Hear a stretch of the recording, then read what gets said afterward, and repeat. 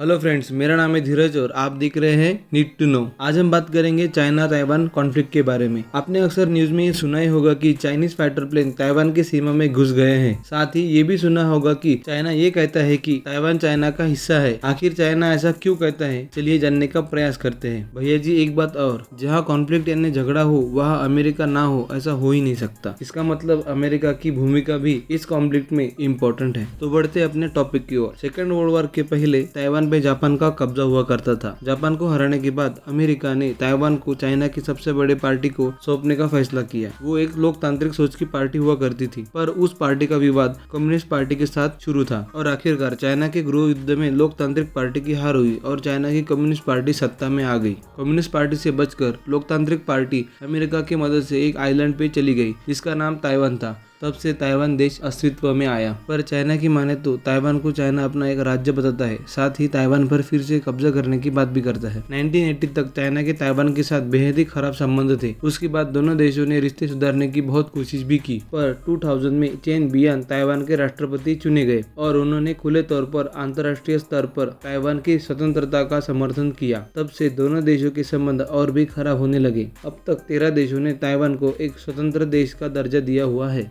अब बात करते हैं अमेरिका की। जब 1979 को अमेरिका को लगा कि चाइना एक फायदेमंद इकोनॉमिक पार्टनर बन सकता है, तो अमेरिका ने स्वार्थ के चलते ताइवान के साथ सभी राजनीतिक संबंध तोड़ दिए। दूसरी तरफ इस फैसले को काउंटर करने के लिए अमेरिका ने ताइवान रिलेशन एक्ट पास किया, जिसमें ये लिखा था कि अमेरिका ताइवान को सैन्य मदद करेगा और हथियार भी बेचेगा। साथ ही अगर चाइना ने ताइवान पर हमला किया तो अमेरिका ताइवान की रक्षा भी करेगा, अपने खुद के सैनिक भी ताइवान की हिफाजत के लिए भेजेगा। ऐसे ही 1996 में चाइना ताइवान तनाव के बीच अमेरिका ने बड़े पैमाने पर सैन्य अभ्यास किए और चाइना को चेतावनी भी दी। ये सब तो ठीक है, पर आपके मन में ये सवाल भी आता होगा कि ताइवान खुद की रक्षा क्यों नहीं कर सकता, अमेरिका का साथ ताइवान को क्यों चाहिए। चलिए पता करते हैं। चाइना ताइवान में वॉर हुई तो ताइवान की हार पक्की है, क्योंकि चाइना की सेना बहुत ही विशाल है। अमेरिका के बाद चाइना ही मिलिट्री सुपर पावर है। इसी के साथ चाइना साइबर वॉरफेयर में भी ताकतवर देश है। अमेरिका के बिना ताइवान किसी भी सूरत में चाइना से जीत ही नहीं सकता। पर दूसरी तरफ अमेरिका भी ऐसा देश है कि उसके ऊपर आंखें बंद कर भरोसा नहीं किया जा सकता। उनकी नेताओं में भी पहले जैसी बात नहीं रही। हाल फिलहाल की बातों पर गौर किया जाए तो अमेरिका अपने वादों को निभा नहीं सका है। उदाहरण के तौर पर आप अफगानिस्तान यूक्रेन रशिया वॉर देख सकते हैं। हालांकि अमेरिका ताइवान की रक्षा करने की बात तो करता है, पर अभी की स्थिति में उतना आसान भी नहीं होगा, क्योंकि अमेरिका ने अफगान वॉर के बाद ये कहा है कि वो कभी भी दूसरे देशों के विवाद में अपनी सेना नहीं उतारेगा। अमेरिका बस लड़ने के लिए हथियार देगा और कूटनीतिक सहायता प्रदान करेगा। पर मेरी मानो तो अमेरिका के मदद के बिना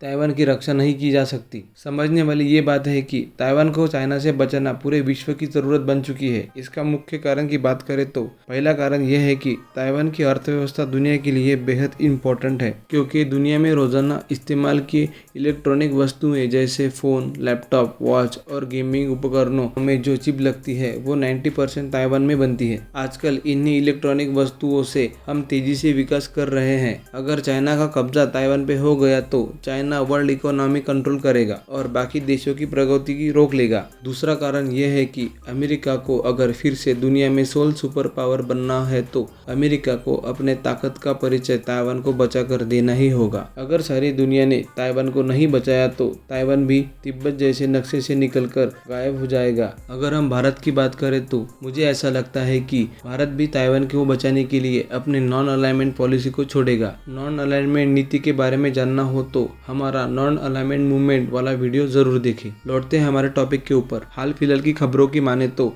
ताइवान भारत में सेमीकंडक्टर चिप की फैक्ट्री लगाने जा रहा है। भारत और ताइवान सरकार की बातचीत अंतिम दौर में चल रही है। अगर अभी भी भारत ने ताइवान का साथ नहीं दिया तो भारत के लिए भविष्य में बहुत ही मुश्किल होगी। पर क्या भारत ताइवान की मदद करेगा? क्या भारत चाइना के खिलाफ बात कर सकेगा? ये तो आने वाला कल बताएगा। तो ये वीडियो हम यही ख़त्म करते हैं। मिलते हैं नेक्स्ट वीडियो में।